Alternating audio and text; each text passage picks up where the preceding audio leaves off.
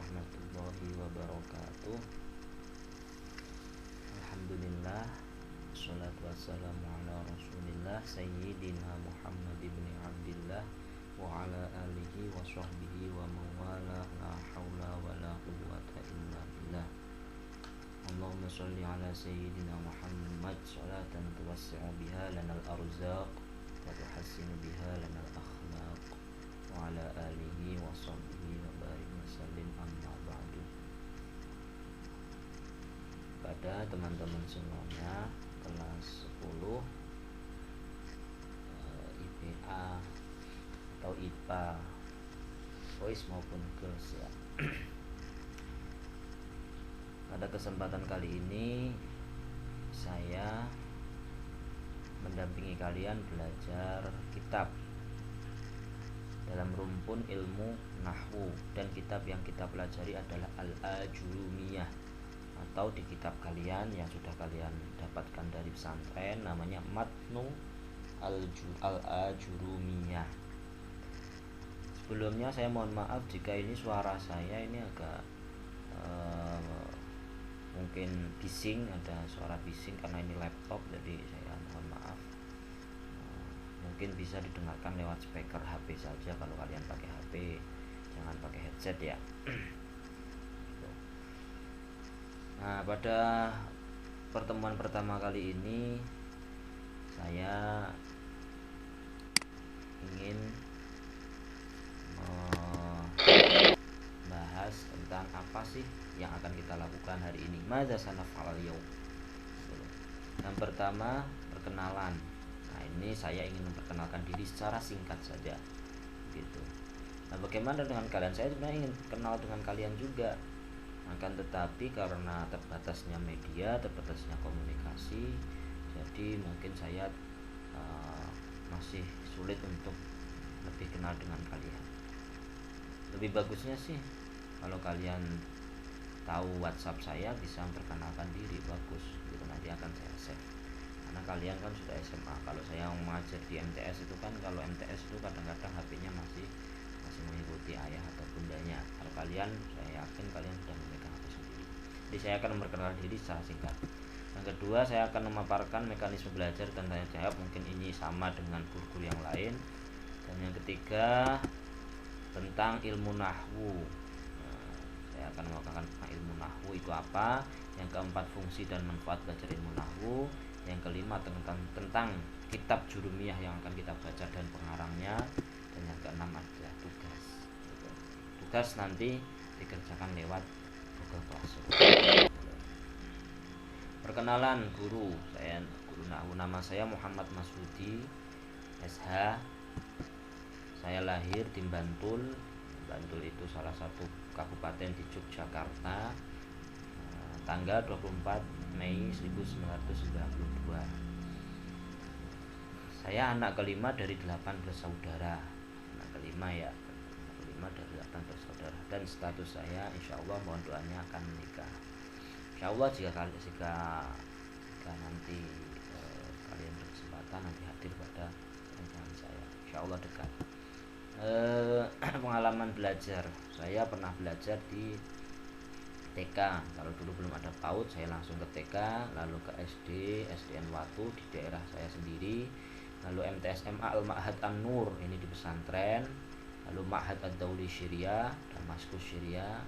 Lalu saya pernah belajar di STAI Imam Syafi'i Cianjur, dan sekarang masih statusnya mahasiswa di Sekolah Pasca Sarjana UIN Jakarta. Selain pengalaman belajar, saya ini belajar secara umum ya, secara formal. Saya juga pernah berpengalaman mondok, yaitu pertama di Pondok Pesantren Al-Anwar 7 tahun di Jogja, juga di Pondok Pesantren An-Nur 6 tahun juga di Jogja. Yang ketiga di Ma'had Ad-Dauli 1 tahun, dan di Asrama STAI Imam Syafi'i selama 5 tahun. Mungkin itu saja.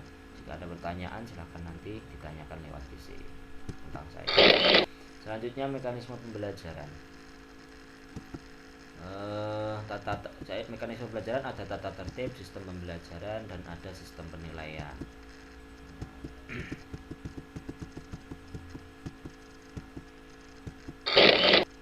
Tata tertib. datang tepat waktu. Nah, kalau di sekolahan mah harus tepat waktu, tapi kalau sekarang itu absennya langsung lewat Zoom, jadi harus datang tepat waktu lewat Zoom. Dan baru aja saya share kode-kode Zoom yang baru ya, tolong diingat terus. Berseragam lengkap dan rapi. Bagi yang sudah punya seragam kelas 10, kalian harus berseragam lengkap dan rapi. Jangan hanya atasnya aja, kalau bisa bawahnya. Atau sekolah juga sampai jam 12. Ketika memiliki perlengkapan dan peralatan sendiri, pasti HP, pasti itu buku, kitab. Yang keempat, mengerjakan segala bentuk penugasan yang diberikan sesuai aturan. Nah, sesuai aturan itu ya maksudnya kalau dibatasi jam berapa kan begitu. Yang kelima, menjaga ketertiban dan kenyamanan selama kegiatan belajar. Tertib, kalau ustadznya misalkan di Zoom nampilkan begini, jangan dicoret-coret, jangan chat yang nggak perlu. Yang keenam, bersikap sopan dan santun terhadap guru dan teman. Selanjutnya, mekanisme pembelajaran. Guru memberikan lesson plan. Nah, itu pasti itu rencana kedepannya itu apa. Siswa mempersiapkan pembelajaran untuk pertemuan selanjutnya berdasarkan lesson plan. Siswa pantang menyerah sebelum paham. Siswa mengerjakan seluruh penugasan dan yang diberikan sesuai petunjuk. Yang kelima, siswa dapat bekerja secara mandiri. Yang keenam, siswa dapat bekerja sama secara kelompok berdasarkan kita bisa baca sendiri. Sistem penilaian tugas harian. Nah, tugas harian ini yang kalian kumpulkan di PC. Yang kedua, penilaian harian, ini bisa masuk ke ulangan. Yang ketiga, penilaian keaktifan saat KBM. Ada pertanyaan di PC itu juga ada nilainya. Bertanya. Penilaian proyek, ini praktek, PTS, PAS dan PAT. Ada penilaian tengah semester, penilaian akhir semester, dan penilaian akhir tahun. Nah, sekarang kitab nahwu tentang ilmu nahwu. Apa sih ilmu nahwu itu? Pengertian. Ilmu nahwu secara etimologi mempunyai 6 arti, yaitu menuju, arah, mirip, bagian, sebagian, perkiraan. Ada 6. Nahwu. Kalau dalam ini nahwu itu artinya ada 6. Nah, untuk memudahkan ngafalin artinya itu, ini terkumpul dalam contoh. Zaidun nahautu nahwahu lamma lam ajid nahwahu famanahani mimmalihi nahwahu alfan au nahwah faja'altuhu nahwaini nahwan lil bait wa nahwan lid dain. Zaid, saya telah menuju arahnya. Menuju, satu. Yang kedua, nahwahu, arah. Lamma lam ajid nahwahu, saya tidak menemukan orang seperti dirinya, sepertinya. Famanahani, lalu ia memberikan kepadaku dari hartanya kira-kira 1000 atau sebagian. Ahwahu itu kira-kira, atau sebagian, au nahwahu atau sebagiannya. Lalu saya jadikan faja'altu nahwai 2 bagian, ada bagian lagi, itu sebagiannya. Yang satu bagian nahwan, bagian itu kira-kira ini tadi, berarti kira-kira taruh di sini ya, kira-kira au nahwahu kira-kira. Satu bagian untuk membayar rumah, bagian yang lain untuk membayar kita. Ini jadi arti 6 tapi dibuat satu contoh yang panjang tadi. Itu secara etimologi, secara bahasa. Secara istilah apa? Secara terminologi adalah ilmu nahwu itu dengan dasar-dasar yang dengannya dapat diketahui perubahan akhir kalimat, baik i'rab atau bina. Kalau kalian misalnya membaca alhamdulillahi, kenapa alhamdu, kenapa tidak alhamda, kenapa tidak alhamdi, itu pembahasannya di ilmu nahwu. Kenapa sih diharokati dhammah? Lillahi, loh ini kenapa bukan lillahu, kenapa bukan lillaha? Nah, itu pembahasan nahwu. Terus jadi gitu, kita mau belajar ilmu nahwu itu sebenarnya kita mempelajari Al-Quran. Alhamdulillahi Robbi, kenapa Robbi, kenapa bukan akhir kalimatnya, akhir harokat pokoknya.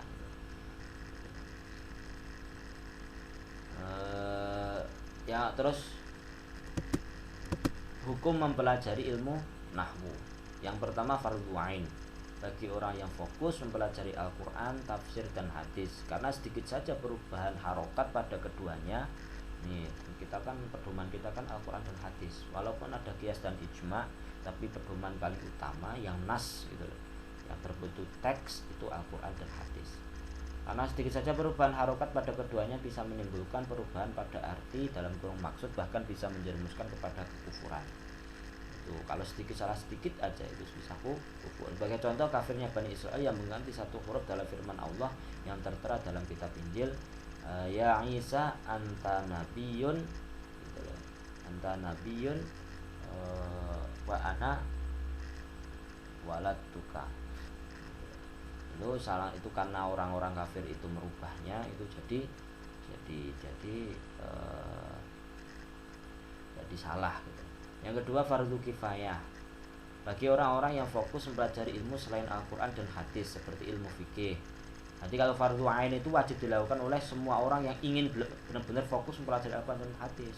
Kalau fardu kifayah hanya bagi orang-orang yang fokus belajar ilmu selain Al-Quran dan hadis seperti ilmu fikih dan lain-lain. Karena dengan perantara ilmu nahwu kita dapat memahami kata-kata yang sulit diambil dan mengembalikan kata pengganti maupun kata penghubung yang semestinya. Ya begitu. Kita, kalau misalnya kita belajar fokus ilmu fikih, kalau itu belajar ilmu nahwu itu ya fardu kifayah satu orang cukup. Tapi kalau kita fokus nih di tafsir dan hadis, ya itu harus membaca ilmu nahwu, itu fardu. Kisah-kisah kesalahpahaman dalam berbicara tanpa ilmu nahwu. Ada 3 kisah yang saya sebutkan. Suatu hari ada seorang yang buta yang mendengar orang berkata, ya man yuro wala yaro, wahai yang dilihat dan tak bisa dilihat. Ada orang nih, dia berkata, ya man yuro wala yaro, wahai orang yang dilihat dan tak bisa melihat. Siapa? Orang dilihat tapi nggak bisa melihat, yaitu orang buta. Nah orang buta melihat itu, orang buta tersebut pun menjawab, labbaika ha anadza, iya saya ada di sini. Lah saya nggak bisa melihat tapi saya dilihat.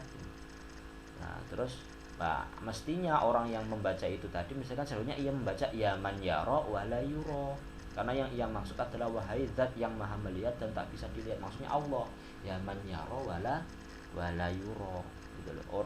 Wahai zat yang bisa melihat seluruh alam dunia dan tidak bisa dilihat, itu kan Allah. Tapi dia malah salah, ya man yuro wala yaro, itu salahnya di situ. Yang kedua, seorang lelaki bertanya kepada Arabi, ini orang Badui, kaifa ahlik.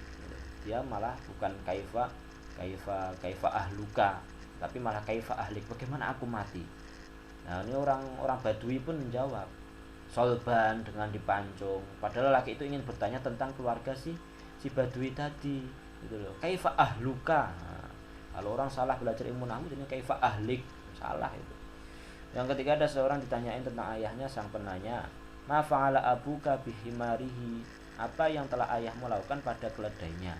Dia pun menjawab binihi atau ba'ihi, artinya ia telah menjualnya. Misalnya kan ba'ahu, tapi dia bacanya ba'ihi.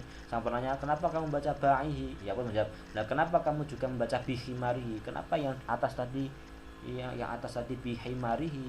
Nih, kenapa yang atas bihimarihi sedangkan ini nggak bisa diba'ihi? Kenapa harus ba'ahu?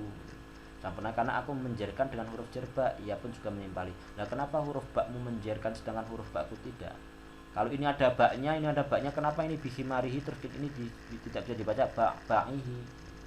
Itu saking orang yang nggak bisa belajar ilmu nahwu. Fungsi dan manfaat belajar ilmu nahwu. Fungsinya yang pertama menentukan harokat akhir. Nah, kalian kalau apa itu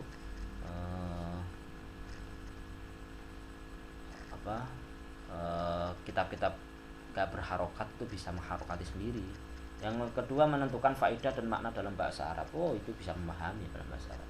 Nah, manfaatnya memudahkan kita menentukan harokat bahasa Arab, khususnya yang tidak berharokat seperti kitab kuning.